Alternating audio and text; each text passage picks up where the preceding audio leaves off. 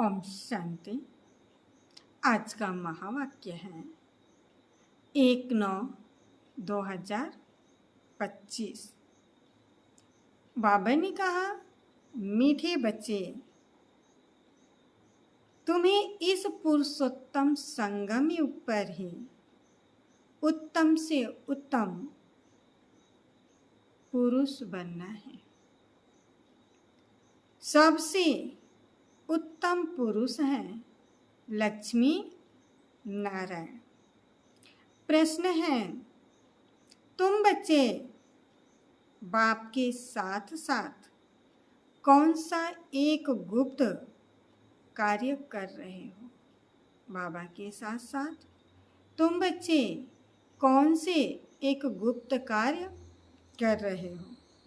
उत्तर है, आदि सनातन देवी देवता धर्म और देवी देवता राजधानी की स्थापना।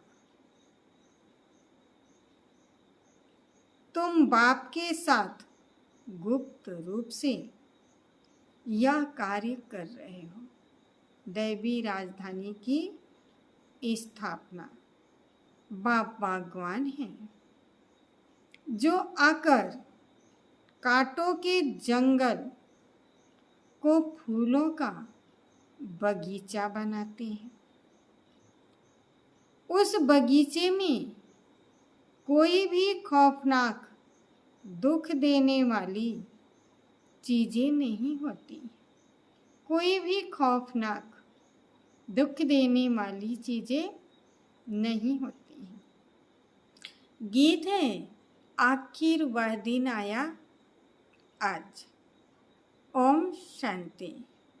रूहानी बाप बैठ रूहानी बच्चों को समझाते हैं।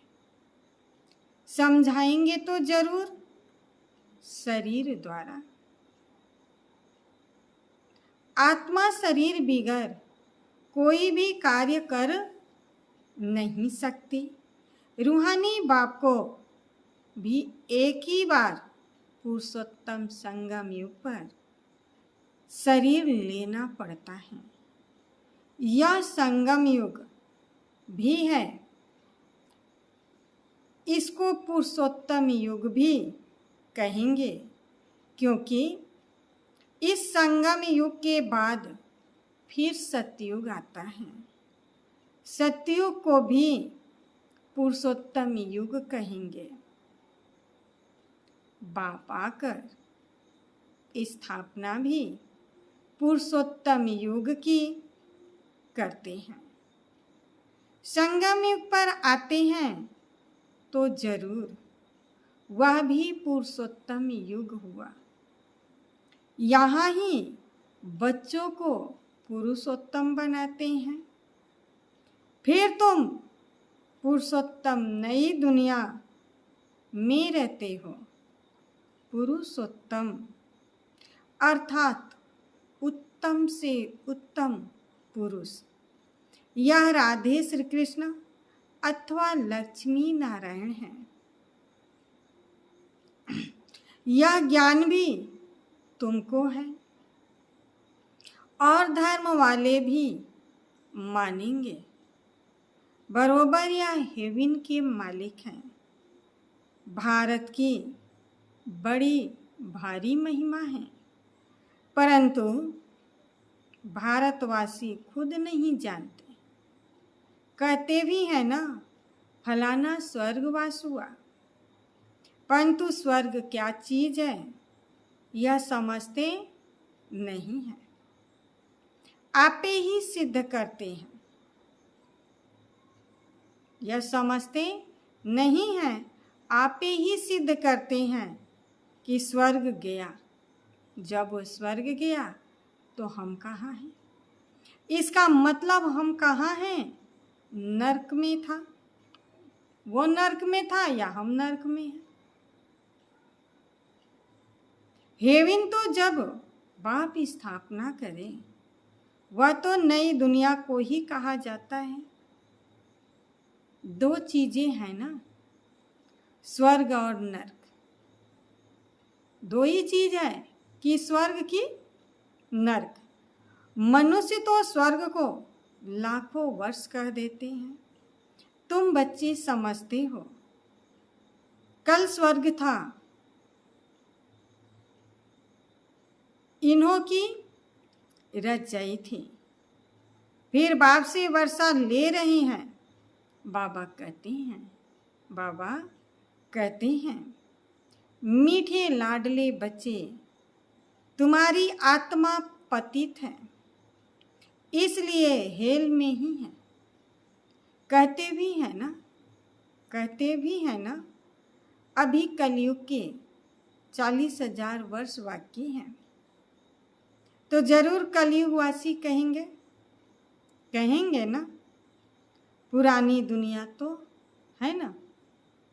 मनुष्य बिचारे घोर अंधेरे में हैं। मनुष्य बिचारे घोर अंधेरे में हैं। पिछाड़ी में जब आग लगेगी तो यह सब खत्म हो जाएगा। तुम्हारी प्रीत बुद्धि है नंबर वार पुरुषार्थ अनुसार। जितना प्रीत बुद्धि होगी उतना ही ऊंच पद पाएंगे।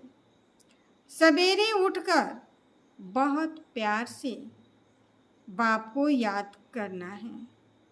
भल प्रेम के आंसू भी आए, क्योंकि बहुत समय के बाद आकर बाप से मिले हैं। बाबा आप आकर हमको दुख से छुड़ाते हो। हम विषय सागर में गोते खाते कितना दुखी होते आए हैं। विषय सागर में गोते खा रहे थे। अभी यह है रौरव नर्क। अभी तुमको बाबा ने सारे चक्र का राज समझाया है। मूल वतन क्या है वह भी आकर बताया है। पहले तुम नहीं जानते थे। इसको कहते ही हैं कांटों का जंगल। स्वर्ग को कहा जाता है गार्डन ऑफ अल्लाह, फूलों का बगीचा। बाप को बागवान भी कहते हैं ना। तुमको फूल से फिर कांटा कौन बनाते हैं? फूल से फिर कांटा कौन बनाते हैं? रावण। तुम बच्चे समझते हो भारत फूलों का बगीचा था। भारत क्या था? फूलों का बगीचा था। अब जंगल है। जंगल में जानवर बिच्छू आदि रहते हैं। सतयुग में कोई खौफनाक जानवर आदि होते नहीं हैं। शास्त्रों में तो बहुत बातें लिख दी है। श्री कृष्ण को सर्प ने डसा, यह हुआ श्री कृष्ण को फिर द्वापर में ले गए हैं। बाबा ने समझाया है भक्ति बिल्कुल अलग चीज है। ज्ञान सागर एक ही बाप है। ऐसे नहीं कि ब्रह्मा विष्णु शंकर ज्ञान के सागर हैं। नहीं, पतित पावन एक ही ज्ञान का सागर को कहेंगे। ज्ञान से ही मनुष्य की सद्गति होती है। सद्गति के स्थान हैं दो, मुक्ति और जीवन मुक्ति धाम। एक तो मुक्ति धाम, दूसरा जीवन मुक्ति धाम। अब भी तुम बच्चे जानते हो यह राजधानी स्थापना हो रही है, परंतु गुप्त बाप ही आकर आदि सनातन देवी देवता धर्म की स्थापना करते हैं तो सब अपने अपने मनुष्य चोले में आते हैं। बाप को अपना चोला तो है नहीं, इसलिए इनको निराकार गॉड फादर कहा जाता है। बाकी सब है साकारी। बाकी सब कौन है? साकारी। इनको कहा जाता है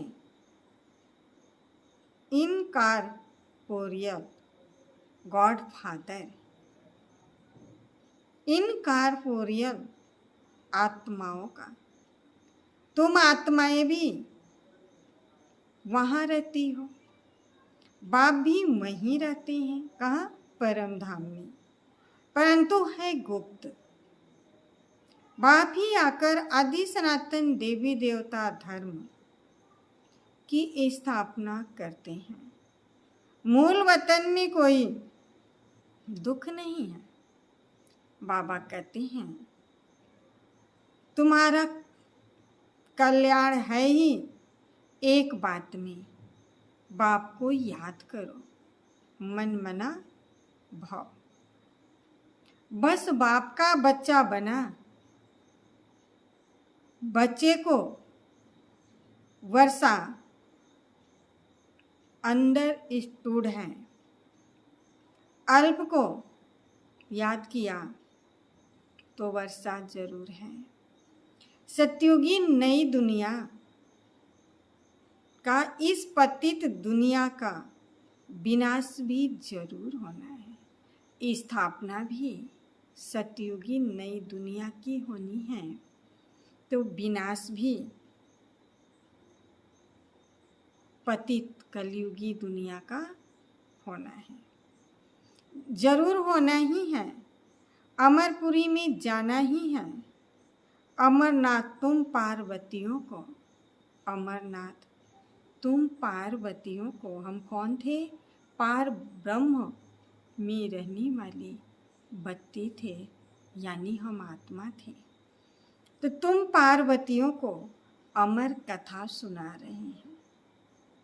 तो आत्मा तो सुन नहीं सकती बिगड़ शरीर के, तो परमात्मा इस धरा पर आकर और इस शरीर रूपी आत्माओं को जो शरीर में धारण की हैं, एक दिन छोड़ के चली जाएंगी, तो उनको सुना रही हैं। क्या सुना रही हैं? अमर कथा सुना रही हैं।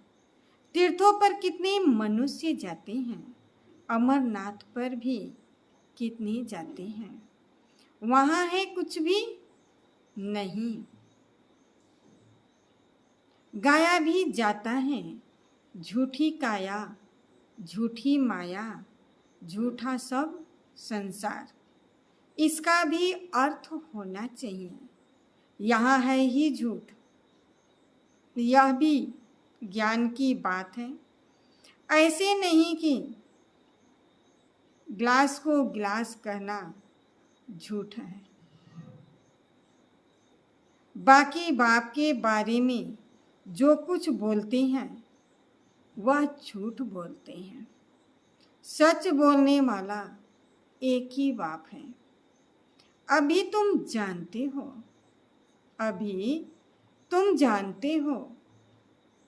बाबा आकर सच्ची सच्ची सत्यनारायण की कथा सुनाते हैं। बाबा क्या सुनाते हैं? सत्यनारायण की कथा सुनाते हैं। झूठे हीरे मोती भी होते हैं ना, आजकल झूठ का बहुत शो है।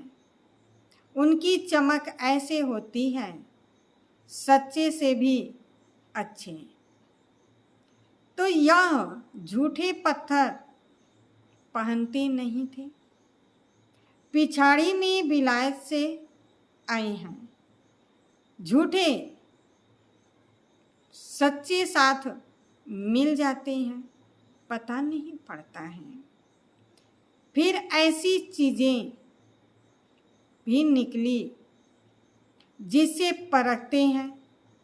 मोती भी ऐसे झूठे निकले जो जरा भी पता नहीं पड़ता है। अब भी तुम बच्चों को संशय नहीं रहता। संशय वाले फिर आते ही नहीं हैं। जिनको संशय है कि पता नहीं ये क्या चीज़ है, पता नहीं हम ऐसा हो, तो इसलिए पता नहीं में लापता हैं, वो यहाँ आते ही नहीं हैं। प्रदर्शनी में कितने ढेर आते हैं।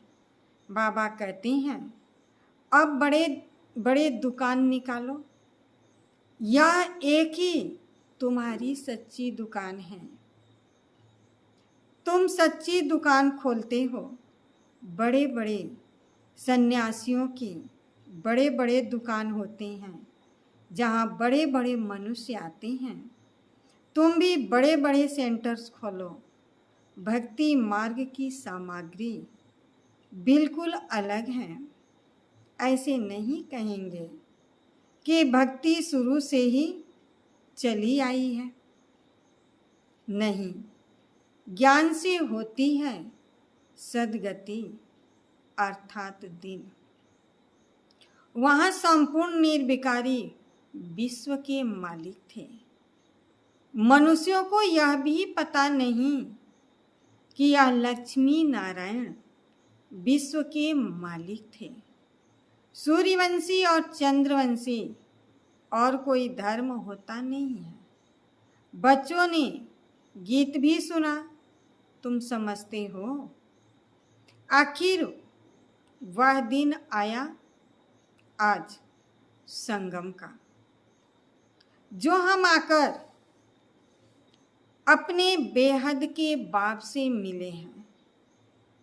बेहद का वर्षा पाने लिए पुरुषार्थ कर रहे हैं। सतयुग में तो ऐसे नहीं कहेंगे ना। आखिर वह दिन आया आज। वो लोग समझते हैं बहुत अनाज होगा, यह होगा। समझते हैं स्वर्ग की स्थापना हम करते हैं। समझते हैं स्टूडेंट का नया ब्लड है, यह बहुत मदद करेंगे।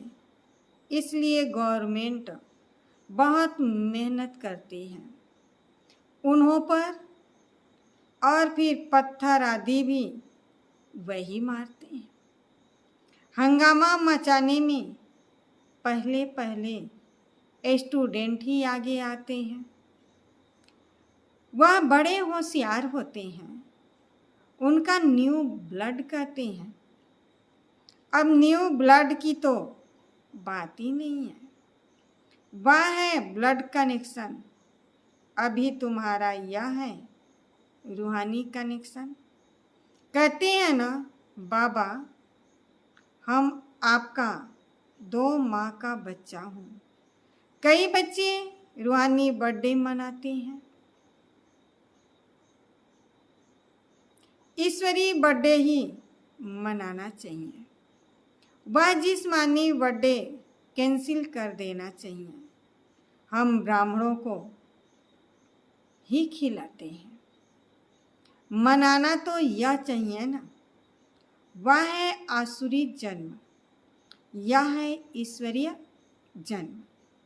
रात दिन का फर्क है, परंतु जब निश्चय में बैठे, ऐसे नहीं ईश्वरीय जन्म मनाकर फिर जाए आसुरी जन्म में पड़ गए, ऐसा भी होता है।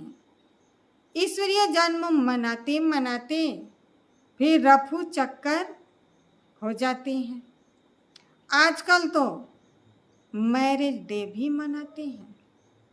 शादी को जैसे कि अच्छा शुभ समझते हैं। जहन्नुम में जाने का भी दिन मनाते हैं। वंडर है ना। बाप बैठ यह सब बातें समझाते हैं।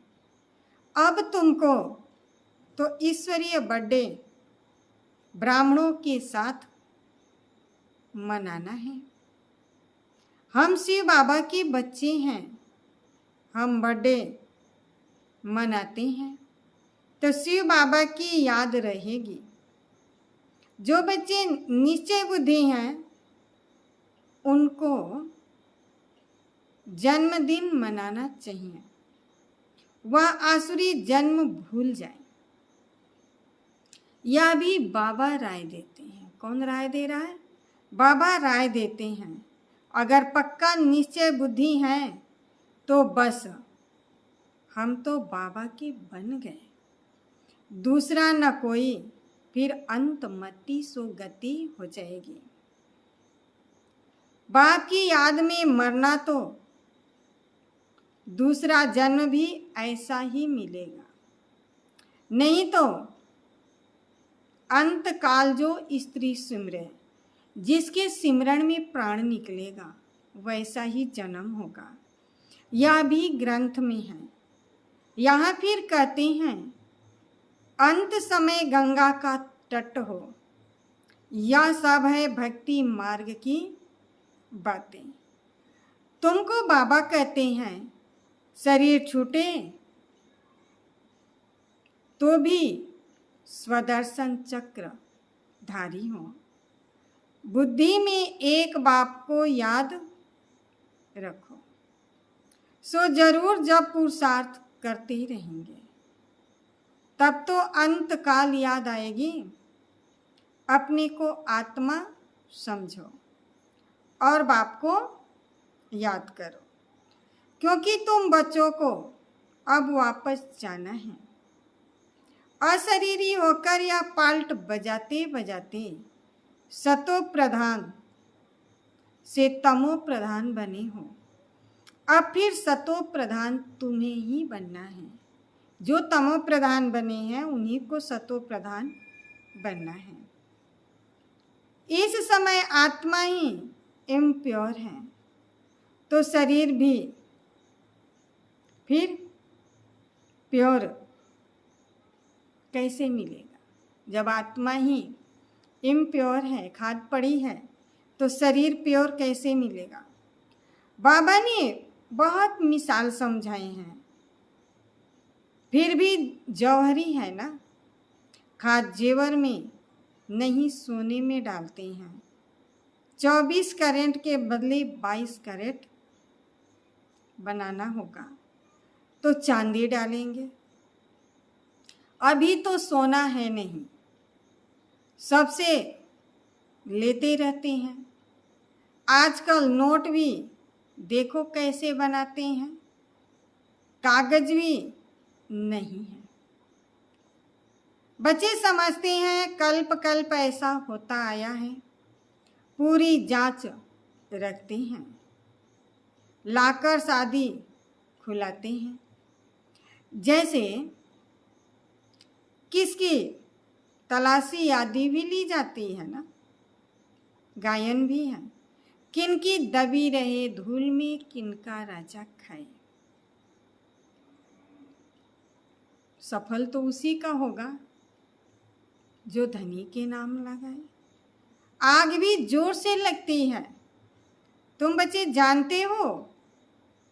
यह सब होना ही है, इसलिए बैग बैगेज तुम भविष्य के लिए तैयार कर रहे हो और कोई को मालूम नहीं है। तुमको तो सब मालूम है ना कि क्या होने वाला है।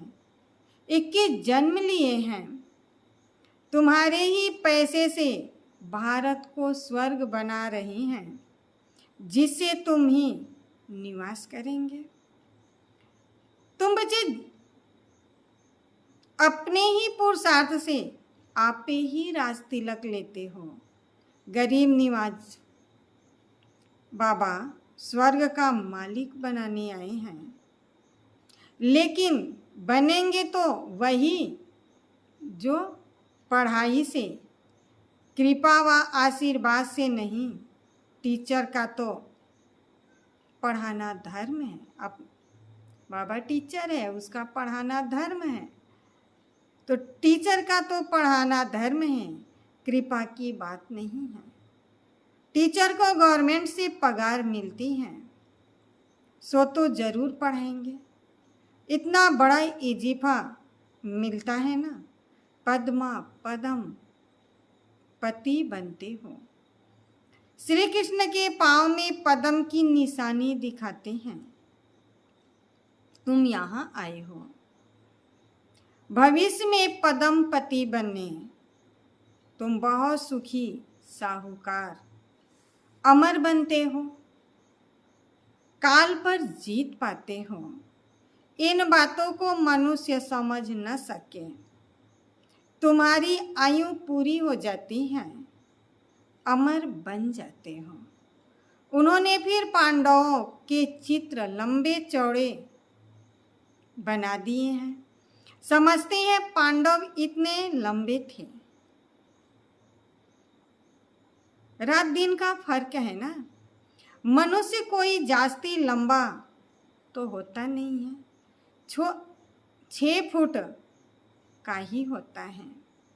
भक्ति मार्ग में पहले पहले शिव बाबा की भक्ति करते हैं।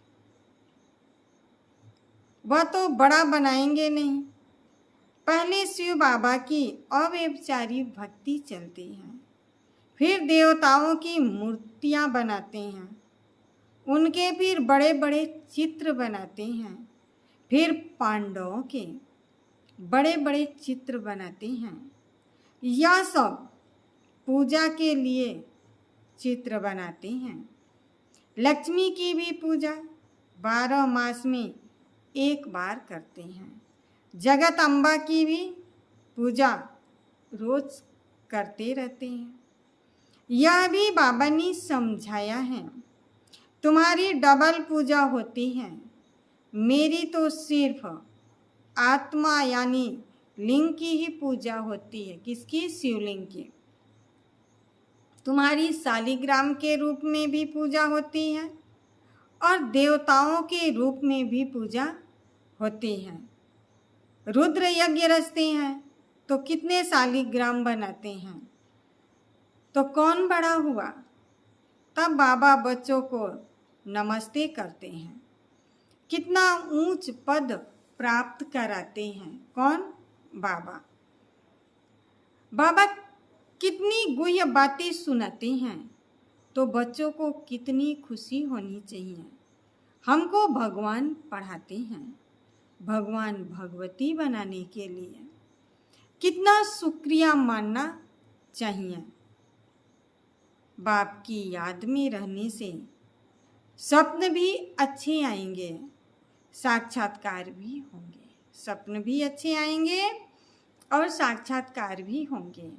अच्छा मीठे मीठे सिकिल दे बच्चों प्रति माता पिता बाप दादा का याद प्यार गुड मॉर्निंग। रूहानी बाप की रूहानी बच्चों को नमस्ते।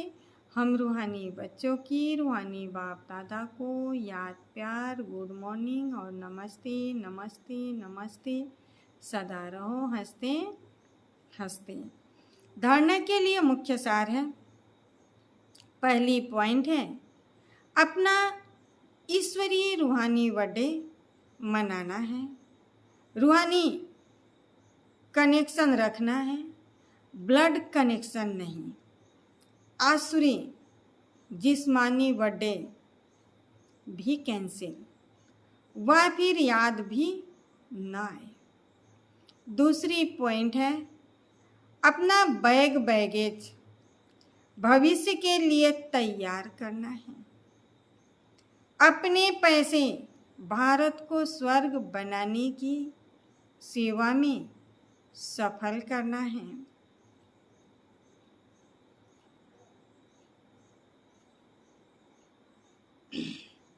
अपने पुरुषार्थ से अपने को राज तिलक देना है। स्लोगन है स्नेह और सहयोग की विधि द्वारा सहज योगी भव। बाप दादा को बच्चों का स्नेह ही पसंद है। जो यज्ञ स्नेही और सहयोगी बनते हैं वह सहज योगी स्वतः बन जाते हैं।